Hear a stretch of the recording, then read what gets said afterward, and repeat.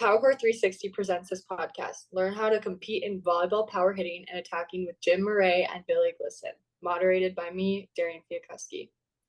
All right, so I'm Darian Fiakuski. I played volleyball at the University of North Dakota for 4 years, from 2018 to 2021.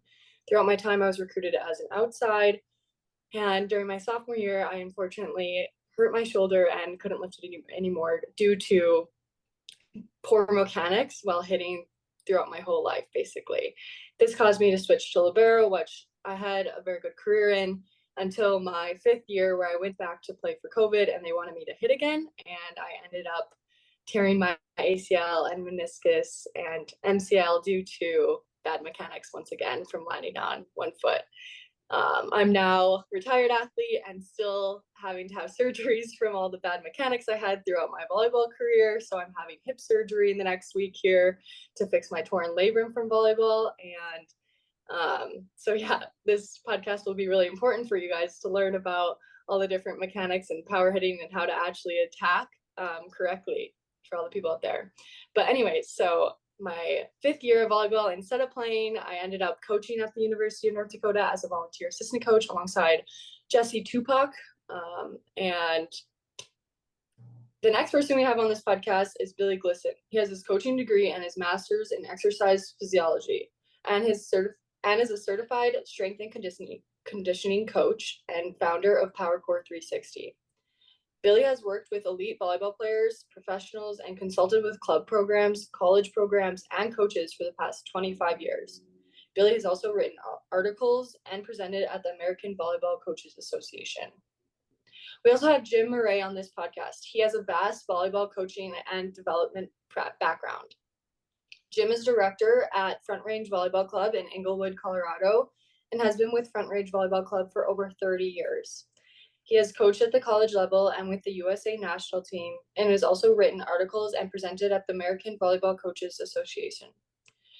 Jim has won numerous national championships while with the Front Range Volleyball Club and was selected Club Coach of the Year for the 3rd time this past year. Today's podcast is all about how we teach and train young volleyball athletes to compete as they learn to hit the ball harder. Guys, can you tell us why this is so important? Jim, we'll hand it over to you first. So, why do young hitters need to learn to compete with their power hitting development? Well, I think there's a couple of elements here that are important, and you've alluded to one of them as you gave your intro, and that is proper mechanical development is critically important for the longevity of players, right? And it's really tricky in volleyball to develop proper mechanics, especially when players are young, and I'm sure that's something that we'll discuss. But I think it's important to understand there's 2 tracks that are going on here. There's good mechanics that we're trying to develop over time, but because our sport is a competitive sport, we're trying to learn how to compete with all the skills that we're teaching or learning at the same time that we're trying to develop good mechanics. So as a coach, you know, it's all about getting out there and competing well and trying to get your teams to be successful. So I think there's a real important blending that has to happen as you're trying to improve individual mechanics, team tactics, mental toughness with success on the competitive court. So just trying to move all those pieces forward at the same time is important. Yeah, absolutely. And Billy, why do you at PowerCore 360 teach and train athletes to hit harder while avoiding common shoulder and back injuries that are commonly associated with certain arm swing techniques? Or in your live clinics you teach this, but also in your master classes. So where does this teaching competition fit in with your training?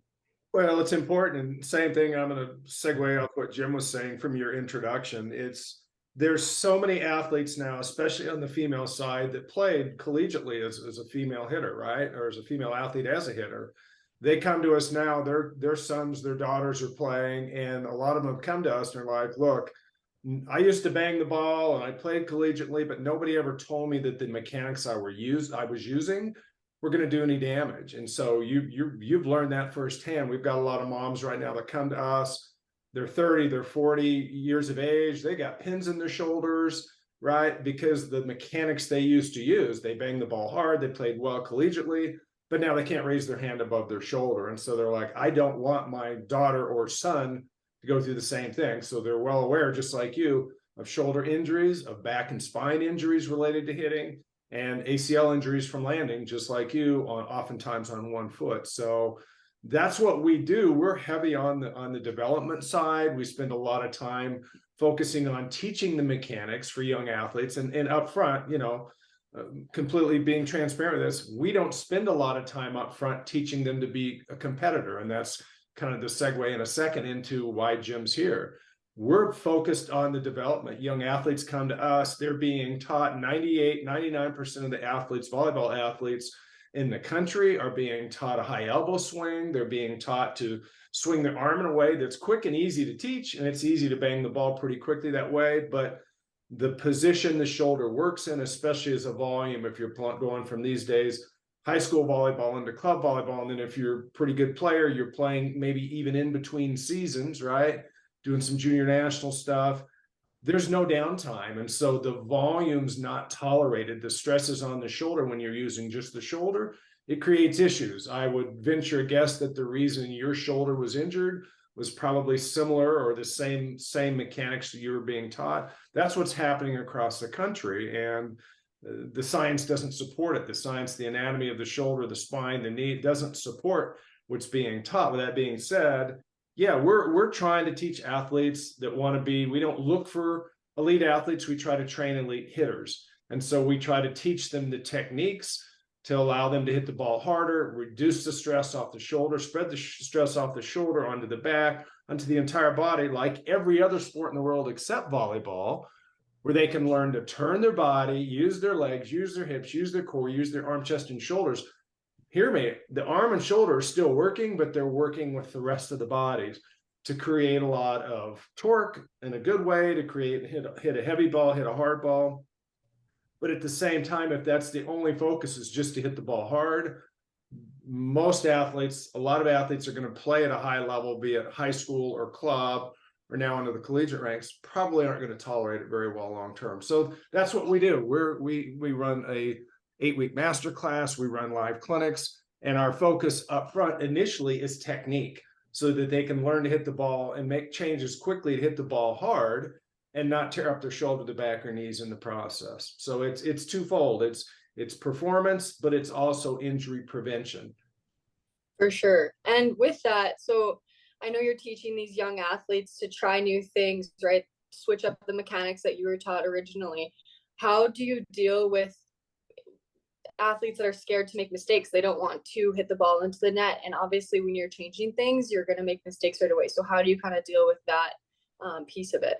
Yeah, well, one of the things we teach is, the first thing is we want to take fear off the table. They're young. So many athletes, whether they're like a tier 1 athlete or a tier 2 or tier 3 volleyball player, doesn't matter.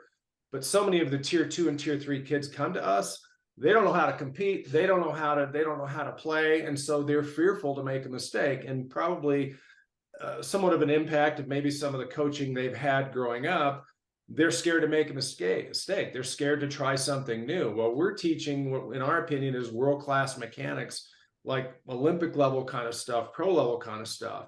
It's not easy to teach. It's not easy to do. But the first thing we're trying to get the athlete to understand is let go of being fearful, let go of being perfect, step out, try some of the things we're doing, learn how to step, learn how to use your turn of your body.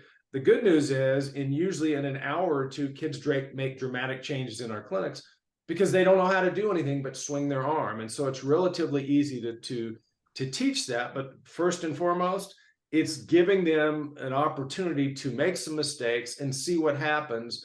What does it feel like? Do you feel more athletic? Can you hear the sound of the ball coming off your hand? And of course, in a clinic or in that kind of environment, we're going to use a radar gun. We're going to measure and show them quantitatively, hey, look at the ball. The ball speed for a lot of athletes on average goes up probably 6 miles an hour. We see some kids in a clinic that go up 10 miles an hour in an hour or 2 hours, right? So it's not that we've created this magical approach. All we're teaching is what every other sport in the world does, and we've created a very methodical way of teaching that. So it's important, first and foremost, from a development perspective. That's what we do. And of course, Jim will talk a little bit about it, but we initially don't focus very much on being competitive. We're trying to teach mechanics and technique, allow the athlete to have some success, to gain some confidence in the process and what we're teaching.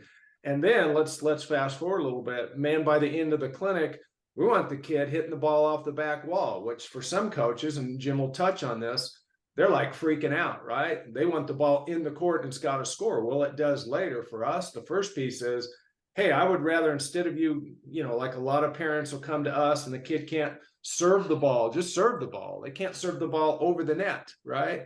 Well, we typically get them through that pretty quickly. The next problem is going to be, now you're hitting it off the back wall. That's a good problem, because now they've learned to use their body. They've learned how to create arm speed, body, rotational speed, torque, if you would. They're hitting the ball hard. Down the road, yeah, we got to get the ball in the court. But initially, I want the kid to understand what it feels like to bang the ball, hit the ball hard. Because ultimately, that's what every coach, college coach wants, right? If you can't bang the ball, you can't terminate, you can't score points. There's no place for you, right? So anyway, enough said. Yeah, absolutely. Well, Jim, going from that, from your perspective, does training and development phase of training, does that teach competition? Initially it won't, right? Because especially if we're correcting a movement pattern. So the thing I see in my club, and I see it as I've dealt with players from all around the country, is when a player's young, we're talking middle school, the easiest thing to do is to lift their elbow above their head and kind of swat at the ball, right? To serve it and to hit it. And there's a whole bunch of I think scientific reasons why that happens, which I don't really think we need to go in here. But that's, you know, if I got a 12 and under, 13 and under, 95% of the kids are going to have their head and elbow above their head as they draw their arm back and try and like generate velocity that way. So that movement pattern can get ingrained when kids are that young, especially the more they do it, right? The kid's playing a lot. That's the only way they can get the ball over the net. And now they're 15, 16, and they've got this elbow way above their shoulder line, right?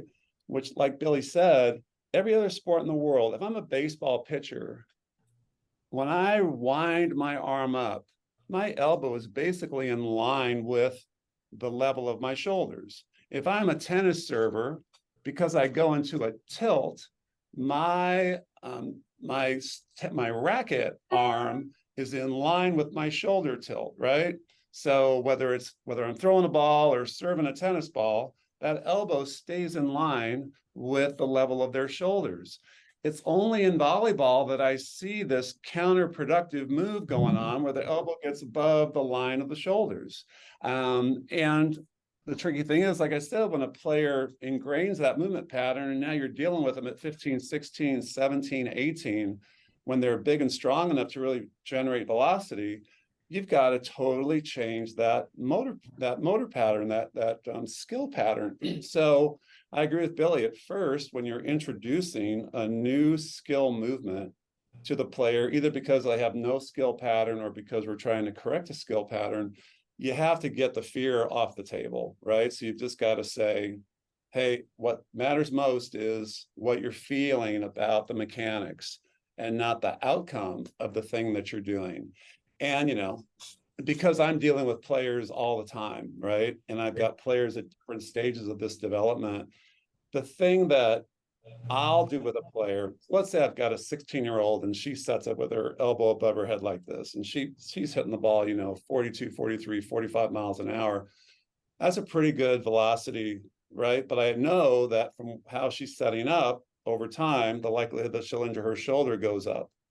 And now I'm going to try and get her in this more stable, mechanically correct position. I know because of the years of repetition she has behind her, that's not going to change overnight when it comes to being in the air, under pressure, trying to win a point, right? The likelihood that she can do it when we're doing controlled work on the ground, when she's serving, maybe when she's rep hitting and I've got her like deconstructing and or focusing on creating that movement, it can probably be replicated.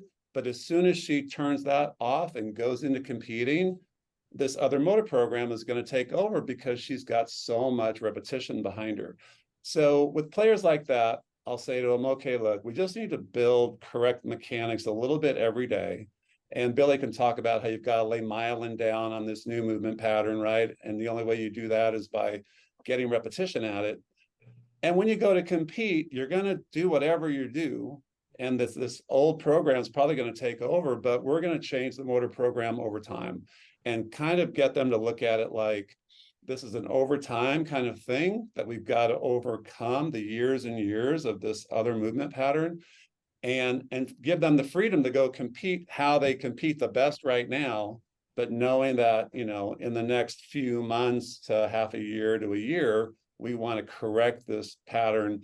I have found that way has been pretty successful in giving kids the space to go compete the way they're most effective today, but then building into practice enough time to correct the mechanics, and then always being aware, trying to feel what they're actually doing, comparing it to what we're trying to do, what we're trying to correct. That gives them like the mental space to like accept that this change is going to take time to do, but I've always got the freedom to go and compete the best way I can, the best way I know how today.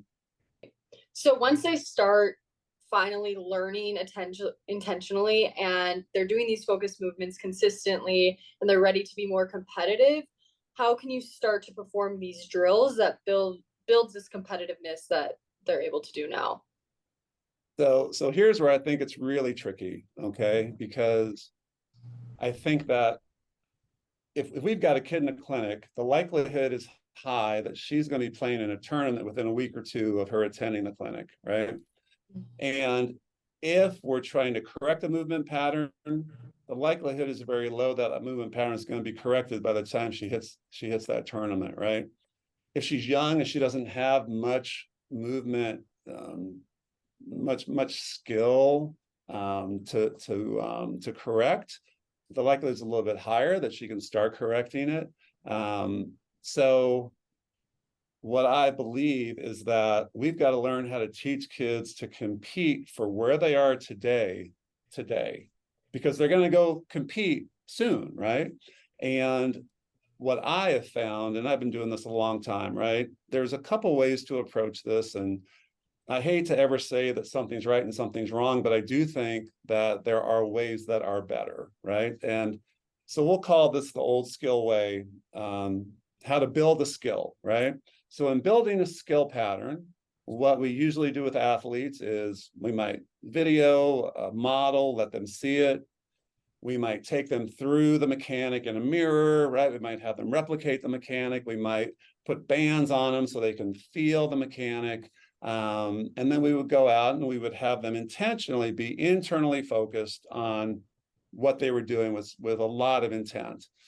The downside of that, I think, is that when we're so internally cued on what we're doing, it's hard to create good outcomes because so much of our attention, and you know this as a player, right? When a coach is telling you, focus on where your hips are, focus on where your shoulder is, focus on where your elbow is, right? All that noise is going through your head, and then you like screw the ball up.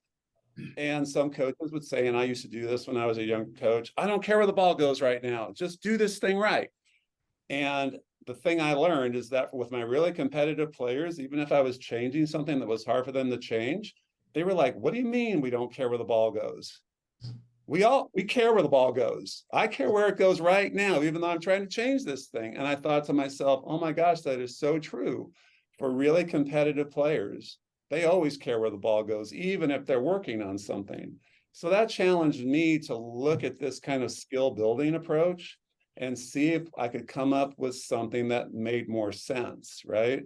And so what the approach that I like to do now is show video, get them to make the movement pattern correctly, with resistance, right? Film themselves so they can start to feel what's real that they're actually doing. And then when we're done kind of trying to get them to feel it, now we're going to go hit the ball, and I want them totally focused on go create a good result, high, hard, deep, whatever zone you're trying to hit to.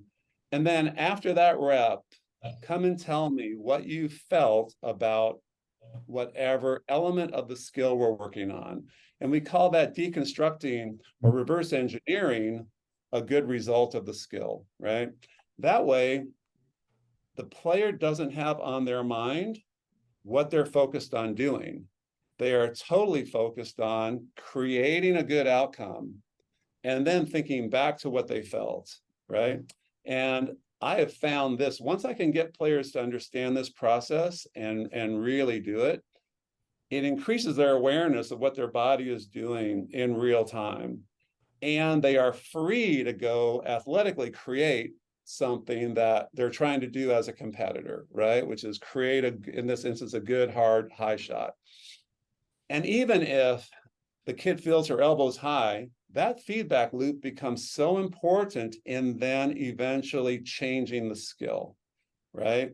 Because once they start to feel what their body is actually doing, that feedback loop, coupled with doing the repetitions correctly in the section of practice where we're actually focusing on the movement, will help override that skill, I think, faster than the old approach of getting the player to think about what they're doing and intentionally forcing their body to do this thing. Because a lot of times players then lose the athletic element of speed and power and explosiveness because they're so focused on doing the thing what's considered correctly. Yeah, absolutely. And Billy, so when taking all of that, how do you use that approach when you're doing your Power Core 360 8-hour power hitting clinics? I'm actually going to back up a step, Okay, because I sure. think we need to introduce two concepts, and Jim and I both understand it and work with it, but I think it's maybe important for listeners to understand it, that a couple things. And I think the thing I want to talk about is training phases versus competition phase. And that's the struggle in all this. If you take somebody like me, that's what we do, is we're in the training side, where we are trying to get them to be intentional about their training. And this is my bias. Training and intentional training, focus training, whatever term you want to throw at it, is nothing more than focus. It's thinking, and it's like in the forefront of the athlete's mind. You want them to understand what they're doing and why they're doing it, because the more they do that, the faster they're going to develop. But make no mistake about it, they're in a training phase early on. So when they come to our masterclass, they come to our clinic, the first part of that clinic, the first part of the masterclass is intention. It is education. It is putting knowledge in their head about what technique they need to use, why they need to do it, the benefit of that. But they're in a training mode. And then I think, and I'm going to steal a word Jim used earlier on, talked about blending, right? Because that's the challenge. You're constantly blending from training and development to competition. And I know him and know what he does with front range. He does it. But most of the athletes aren't exposed to that type of training, right? They're either in completely a competition mode all year round, where they're just thrown into practice, thrown into matches, and maybe there's no instruction, there's no thinking, there's no education. It's just like go out and play. And so I look at that and say, well, then the athlete's not thinking at all. There's no knowledge. So yeah, they're going to go compete, and that's a good skill to have. But I would challenge you, or challenge them, or the process, and say, then that's just going to limit their upside. The athletes that are really going to get better, and something I don't think we probably glossed over early, we target athletes, volleyball athletes, that are 13 and 14, right? And Jim said it, because otherwise, by the time they're 15, 16, 17, man, it is hard to make those changes for numerous reasons. The athlete's already got 4, 5, 6 years. They've already deeply ingrained this other arm swing. It's extremely, unless they have shoulder pain, back pain, or probably a college coach has come to them and said, if you don't hit the ball harder, you'll never play D1, D2, whatever level. If they don't get that athlete's attention, it's tough to change. Well, we look at it and say a 13 or a 14-year-old volleyball player is kind of like a whiteboard, right? Looking at Jim's background, he's got a whiteboard, a lot of information on it, right? But for a young 13 or 14-year-old athlete, yeah, they're a whiteboard with not a lot of writing on it. So they don't have deeply ingrained, unless they've already been playing 5 years, they don't have a deeply ingrained motor pattern. They don't have all these reps with an arm swing that's difficult to change. So for us, we want to we want to accelerate the learning process and the development and the training process. We want to get there faster. So we bring them in. We want to be intentional. We do, like Jim knows, and we show them video, right, of Here's what world-class mechanics look like. And we've now sped up that process because we went off the deep end, not shocking, right? To go into the weeds for me. But we've now sped up the process, and that we see kids, we show them the video, and in the first week, they're able to actually, by watching the video, go in and start to replicate some of these movement patterns without us having to break the movement down into the minutia of what the arm does, the hip does, the chest does, right?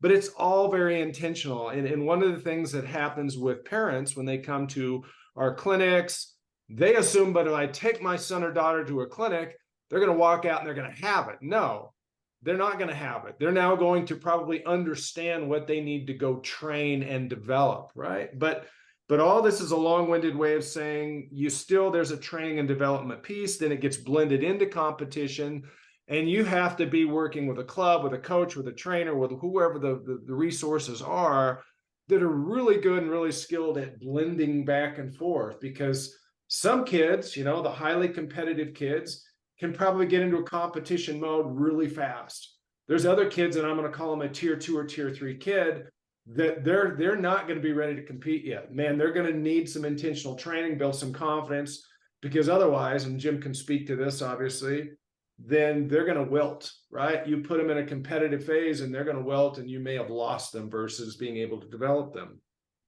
The last point I want to make is about the concept of self-correction. There is nothing worse, in my opinion, and I don't do private lessons or anything like that anymore, but I've certainly done that. Jim's done it for a long time and gets it. The worst athlete to train, volleyball hitter, is the athlete after every rep, they turn around and they look at you like, did I do it right? Because I want to look back at them. If I've already spent more than 30 minutes with that athlete, I want to look back at them and say, I don't know, you tell me. If you're paying attention, if you're intentional about your training and knowing what your body's doing, if you want to speed this process up, then you tell me what you just did. And Jim's doing that. He's doing that on the backside of competition. He's reversed engineered. Like I said, he's turned the whole thing around. It's very outcome based, score the ball, hit certain thresholds, things he'll talk about with velocity. But at the end of that, I want the athlete to know and be aware, right? Intimately, acutely aware of what they're doing and what they didn't do. Because you want to get better faster. You want to go compete with the athletes you're competing against for playing time, for that club, for that college, whatever. Learn to self-correct. Every pro athlete that you watch, who's even an All-American All-Star, they're not, take golf, for example. Jim and I still love to play golf. You take the best golfers in the world, PGA, LPGA, doesn't matter. They're never done working on their swing. They're always working on something. Well, if they're doing that, they're very intentional, they're focused, they're working on those things. But then now you've got to go blend that into, get out of your head, get out of being so mechanically based, worrying about what your hips doing, your shoulders doing. And we tell the athletes the same thing, right? When they're in our sessions, or they'll come to us and say, I'm going to a qualifier this week, or going to AUs or JOs or whatever. And they're like, what should I tell my daughter to focus on, or hip or arm? Or like, none of that. Your focus is on competing. Your focus is on go out and hit the ball hard, right? Go win matches, go win points. Let all this internal thought go. But if all you do is focus on the training, then that's the challenge. Then you're too focused on internal focus, internal controls versus getting outside of it. So anyway, that probably doesn't really answer your question, but I think those are critical pieces that need to be considered in all this. And when you're working with someone like us or someone like Jim, you get the luxury of some people that understand the training side, the competition side, and have the skill and ability and experience to blend those pieces together. And I just want to add one point to Billy's thing, because I agree with all that. That's why I think it's so important early on in practice, when players are getting ready to practice, that you're doing some activities where the player has a chance to go internal and can feel what their body is doing and think about what their body is doing, right? To kind of get them really tuned in to what we want them to pay attention to when we start competing, right? Because I think that it slows down the learning process if, as soon as I enter the competitive phase of practice, if my players mentally are turned off to be paying attention to how they're doing things after they've executed a skill. And that's the missing link, I think, that happens a lot of times, and why players can develop poor mechanics over time, because for a lot of coaches, the competitive time of practice is most of the practice. So players are trying to figure out ways to win, but it's all about this point, and did I win the point or not, whether it's making a good pass, a good dig, a good block, a good hit, a good serve. And then they're just immediately on to the next repetition, right? Or the next point. And if we can just add to that loop, what did I feel, whether it's about my hip turn, my elbow setup, my swing speed, my contact point, whatever element that we're trying to improve at, all of a sudden we create this feedback loop that then becomes this self-correcting thing over time for players. And so that's the thing I think needs to be added to the competitive piece. So we need some real deliberate movement parts of every practice to help ingrain the movement pattern more and help the player really feel what they're doing. And then add this reflective piece back into every competitive rep when you're competing for points in practice and in matches, you know. And when we've been able to get players to engage in this loop, the feedback that we get from 90+% of the players is, I feel so free now to go play, whether it's make the pass, make the dig, make the hit, make the block, you know, go for the serve. And I'm not letting go of the thing that we're working on. I can feel myself still working on the thing in competition, but it's not the foremost thing on my mind. But I can still give myself this feedback, and I can feel myself getting better over time now. And so that's where we have found some real success in kind of freeing the athletes up to compete. And they still are giving themselves feedback, and we're videoing a lot too, because sometimes what you feel isn't what's real. And so honing in that feeling to reality is important. But anyway, that's the way that we have found to be like really effective, you know, make sure there's time for correct movement patterns every time in practice, and then let go of the internal focus and get the focus external. But there is this loop of reflecting on what did I feel, and we try to personalize or individualize for each player. You know, maybe if you were on my team, the thing you'd be reflecting on is, where's your elbow setting up, because you've got this really high elbow setup, right? For another player, she might be setting up correctly. We might be trying to improve her hip speed, right? So she might be thinking back on, did my hips feel quick on that motion, or did they feel slow on that motion, right? A different player might be working on high contact on the ball because everything else, right? So you can see how we could individualize what players are reflecting on based on what their individual need is and what thing we're trying to improve them on. Yeah, absolutely. And Billy, do you use that kind of approach in your clinics, like the focusing just on the mechanic part of it first, then going to competing?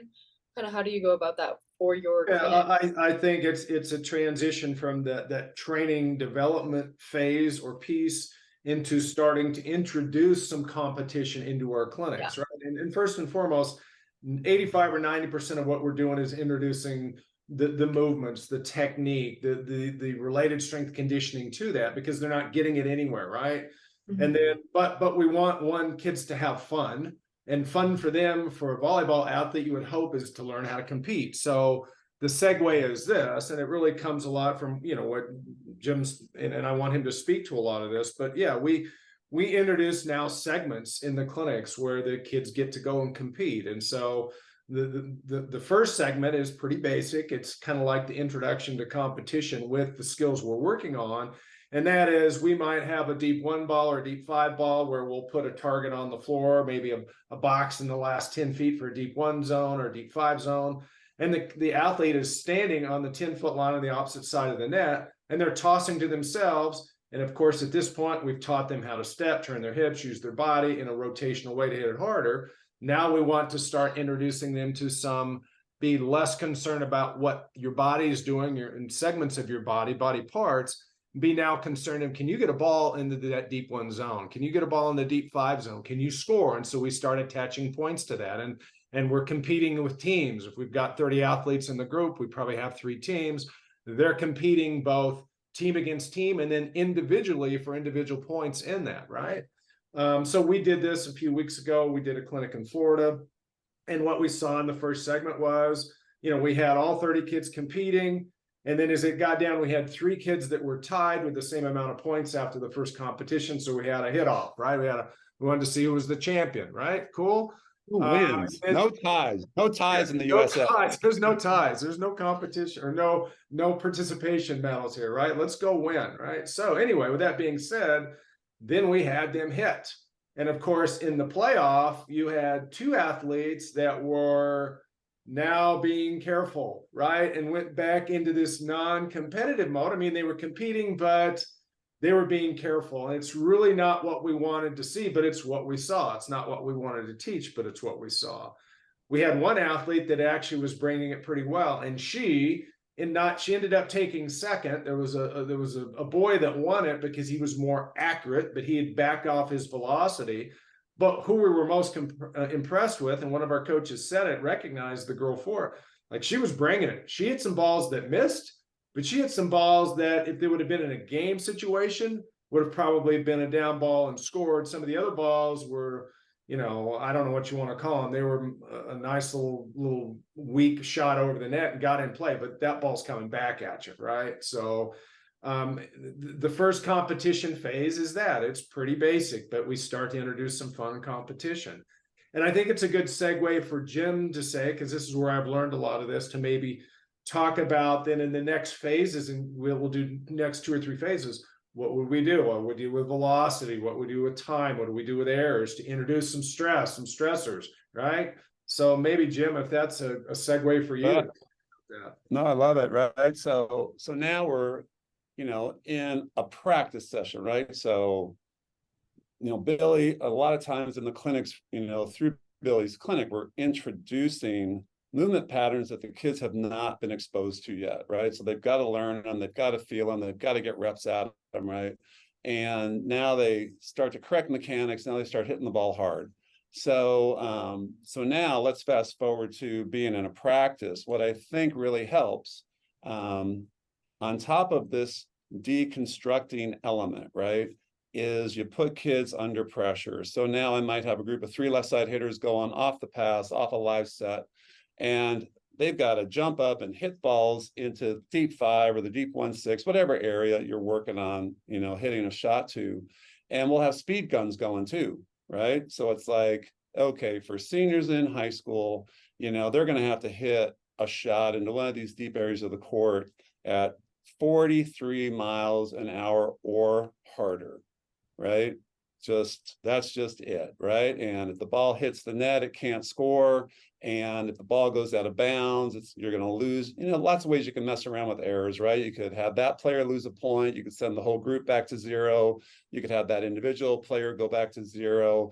But you need to be able to function under some kind of performance pressure, right? And because as funny as Billy was describing that thing, I'm thinking, oh my gosh, that rewound me back to when I first tried to get kids to compete in practice, like, okay, the goal is hit the ball here, right? And as soon as you start scoring points and, a group gets near the end where they can win, or an individual gets near the end where they can win, all of a sudden they back off velocity, they start aiming the ball again, mechanics go to crap, and, a kid might win, but it's not the way that I know that they need to win in a match, right? So that's when we said speed gun, and get the speed gun out here, set some kind of minimum, floor that you've got to surpass, and the shot's got to be here. And now you basically put players in a box where the only way that they can win the thing is to hit, this result that you want.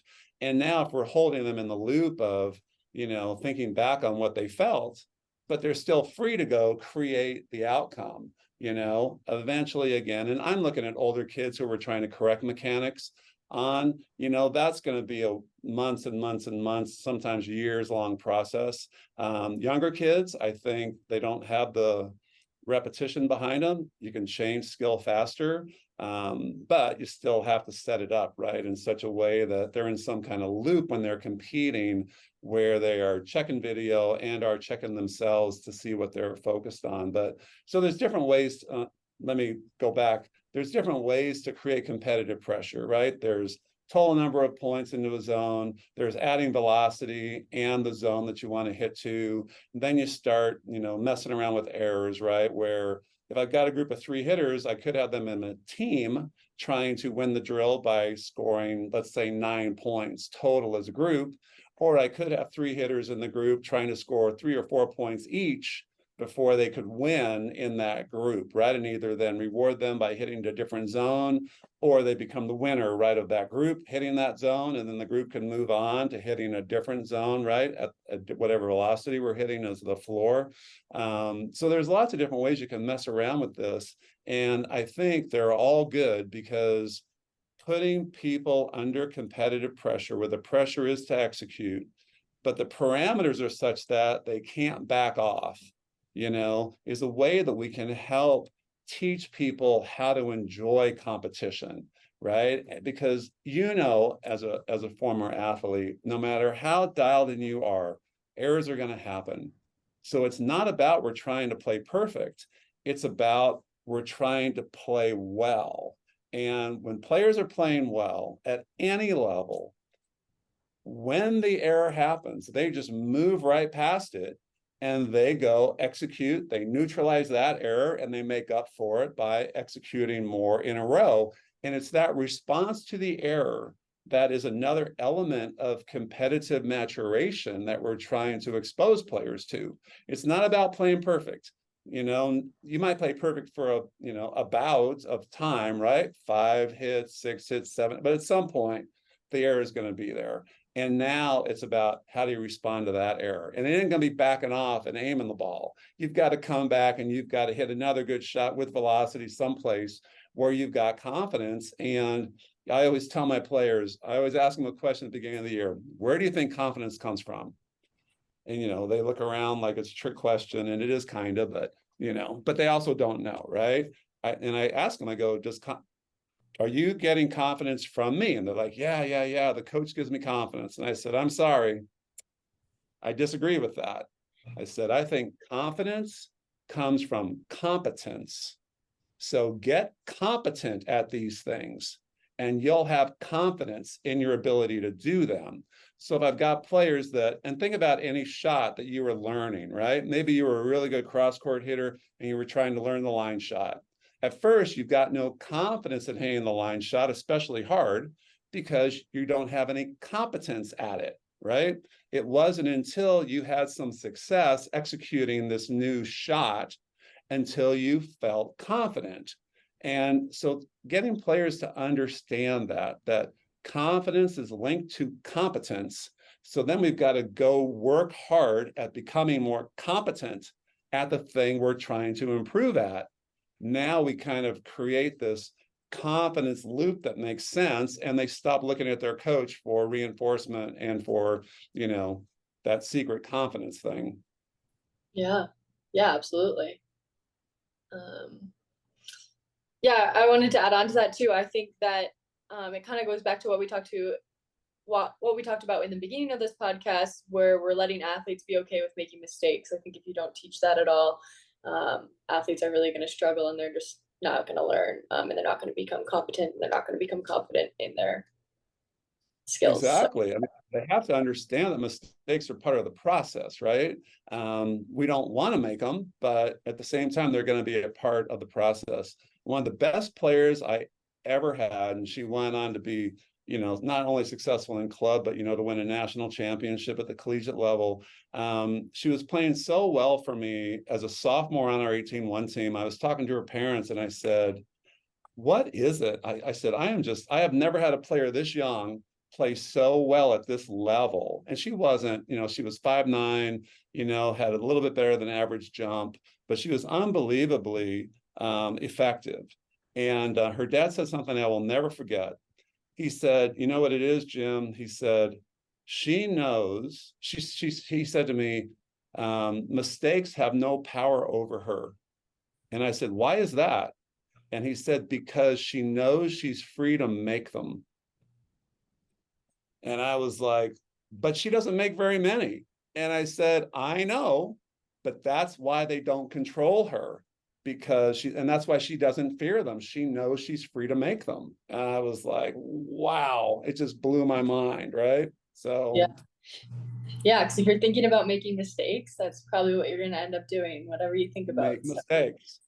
Let's dive into that a little bit. Let's go back into part of the previous conversation about the whiteboard mentality. The 13 or 14-year-old athlete, volleyball player, is once again like a whiteboard with not a lot of writing. And we're talking about the nervous system, the brain, right? So they don't have a lot of, quote, what people call muscle memory. They don't have a lot of that written down. So that athlete can come in, you can make relatively quick changes with their mechanics, their arm swing, their body rotation, whatever, that lays down the foundation for something they could play through middle school, high school, college, pros, if depending on their motivation and talent, right?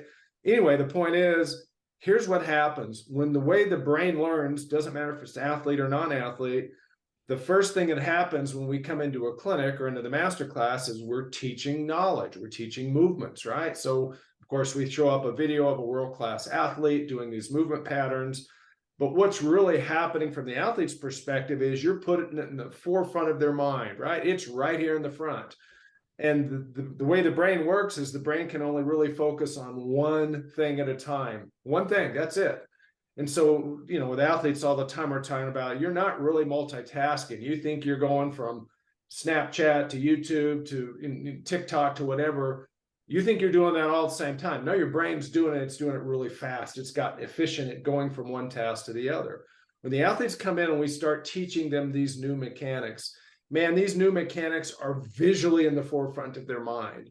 And when they go on the court, it's easy in a clinic for them to start having success, the confidence Jim's talking about. We start building those movement mechanics.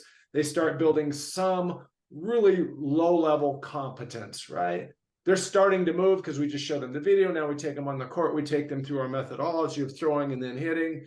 But they're learning what's in the forefront of their mind, but they're still having to think about it. And that's what Jim was talking about earlier. Now you go into competition mode. They go into a match and they go back to their old swing, right? Which means that all they've done is raise their arm up, because it's went from thinking about it in a training phase. You haven't built the muscle memory. You haven't built what Jim's talking about, the myelin. Myelin is a fat substance that when you do specific movement patterns, turn your chest, bring your arm below your shoulder, whatever movement you're teaching, and you do that enough with focused thought, right? Then what happens is the body will start to lay down this fat substance around certain nerves that make these certain muscles work in a very specific pattern. That's the movement pattern he's talking about. That is a process that takes hundreds of thousands of reps, takes weeks, months, years likely, but it happens even faster when the athlete is completely focused on it. We see athletes all the time, right? Either in a clinic or in a master class, and we have them doing an exercise. Maybe they're doing a seated band exercise and they're in their bedroom doing it, right? Because they're trying to train to get better. And you can see it in the athlete. They're doing this and they're looking around the room as they're doing the exercise, and they're like, it's going to take them forever because they're not even thinking about it. They're going through the motion without any deep thought, right? That athlete is going to maybe get better, maybe not. And if they do get better, it will take forever. The way we accelerate this process, and that's why we start them once again when they're 13 or 14. We'd like a whiteboard. We'd like to be able to take an athlete where we don't have all these tens of thousands of bad swings already that we're not trying to change, because those changes, those swings don't go away unless the kid hits their head and has a brain injury. You don't want that, right? It's not like, you know, the computer I'm on or any of you guys are on right now. You can't take a file off your desktop, put it into trash and hit delete. It doesn't go away. Those patterns of their arm swing, right, are in there. If they're 15 and 16 and 17, they're not going away. You now have to develop many, many, many, many thousands or hundreds of thousands of new swings, focused on it, thinking about it, to make these new swings become automatic. It can happen. We've worked with kids. I've worked with a couple kids in the last year, even virtually, that were 17. But once again, like I said earlier, they made the changes because now they were shut down, right? they had so much inflammation and pain that they were heading where you ended up. Their shoulder was so inflamed and lit up, they had to stop. Well, now we've got that athlete's attention, and they had aspirations like you to go play college. Now you've got their focus and attention. If you can do something with a pattern, and in a couple of sessions, or maybe even in a few minutes, they can do something and take a swing and like, oh, my shoulder doesn't hurt, but I hit the ball hard. Yeah, hello. Welcome to the rest of your body, right? Welcome to really biomechanics 101 and not high elbow swing. Anyway, with all that being said, it's important that we do get athletes young when they're 13 or 14, when we can control that, because of those reasons. It's easy to change. There's not a lot of bad swings in there. And the thing I run into, and Jim can touch on this, when I run into female volleyball players that are 17 and 16, it's hard to change them, right? It's hard to change them unless they've had that pain. It's kind of like they've created a little attitude. The mind's not so open. It's kind of like a piece of clay that's not so soft and moldable anymore, right? 13s and 14s, you know, they're trying to please everybody, and they'll listen and they'll learn. It's just harder later to make those changes. Jim, what are your thoughts about that? Definitely harder. And I think that especially if a player is not experiencing pain at the time, it's even harder to convince them that this movement pattern needs to change, right? Because they're like, you kidding me? I'm going to so-and-so college. I've been recruited and I'm hitting the ball, 47 miles an hour, and nobody's hitting it harder than me. And, it's fine. And it's like, well, and it's fine today. I get it, right? But I always tell my players, I said, you watch a baseball pitcher throw, right? How do they wind up? Do they wind up like this? No, they don't wind up like that, right? They wind up with that elbow right in line with their shoulder. I said, when you watch a tennis server serve, when they toss the ball up, do they lift that hand and elbow above their head, or do they get that elbow down in line with their tilt? Said, of course they get their elbow in line with that tilt. So why are you, as a volleyball player, jumping up on this tilt, lifting that elbow above your head like this, when nobody else in the world in any sport is doing that? And we show them a lot of video of international players, right, women and men, and it's like showing the best players in the world. I'm like, who's got your arm swing in the world right now? Who's any good? And they're like, nobody. I'm like, then why are you doing it? If you can't point out one player in the world that's good, that swings this way, that you're swinging, what else do I have to tell you to convince you to change? Well, and the hard part of it is, it takes a really exceptional athlete at that moment in time in their career, because now it's going to be a conscious decision to change. You know what I mean? If they're not currently in pain. And so we try and give them all the evidence, right, to help make that decision easier. But it's still going to be so hard and so frustrating for them because of all the hundreds of thousands of repetitions they've got swinging the other way. And like Billy said, that movement pattern is always going to be in there. So you're trying to develop a different movement pattern that's going to, it's not even ever going to replace it. It's like lanes on a highway, right? It's like that highway lane got built when they were younger, and it got reinforced as they got older. That highway lane has a lot of traffic on it, a lot of rubber on the road, that's going to be right there. You're trying to build a traffic lane next to it, right? And you're digging it out, you're dropping gravel, you're laying, I don't know how you build highways, right? But there's layers and layers and layers before you can even put a car on the thing, before it can start laying down rubber. So that other highway is always going to be there, and you're just trying to like build up the repetition to develop a different highway that hopefully someday is going to be able to run traffic on it more than the old highway was.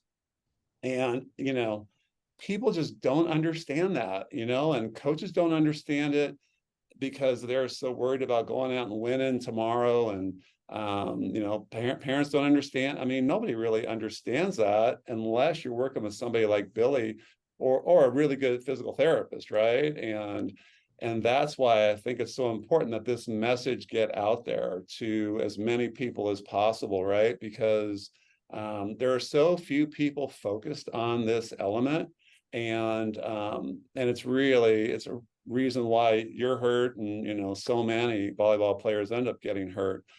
because there's not enough attention on this, because a lot of players, when they're young, they don't swing hard enough to damage their shoulder, even with improper mechanics.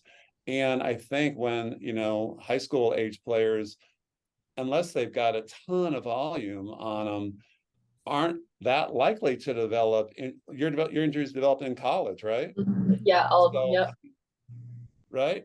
The human body can take a lot of abuse before it breaks down in a lot of instances, right? And that's where I think that the missing message is there is a lot more responsibility on coaches of youth athletics to focus on proper biomechanics and everything that players do, because we don't default to what's most efficient moving. We default to what's the easiest way to move, which a lot of times is not the most efficient way mechanically, biomechanically. So easy thing to do when I'm young is to put my hand up here and go smack at the ball, right?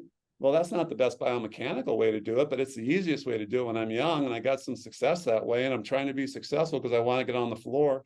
And and I always tell my coaches of my younger players, it's like, I understand they're gonna swing like this when you're in games and stuff, but we just got to make sure when we're in the first 10 minutes of practice where we're trying to build these movement patterns, that we are making them do it the right way. Because if they're doing this every year that they're here, by the time they hit their mid-teens, we should have laid down enough myelin that this movement pattern can now express itself, and I learned that from Billy, right? It's like, if we can get them in the correct movement patterns younger, at least doing it correctly for some section of practice, eventually that lane of that highway has been built, and now we can put cars on it, and now we can run on that lane.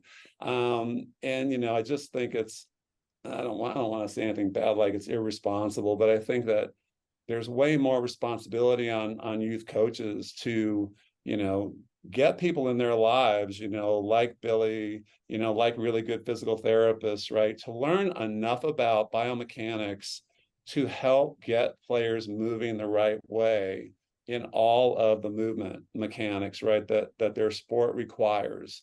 I'll get off my high horse on that, but I just, it's a missing piece in this whole puzzle. It's interesting because as you were talking, Jim, I was thinking about Jason Williams is the head coach at TCU.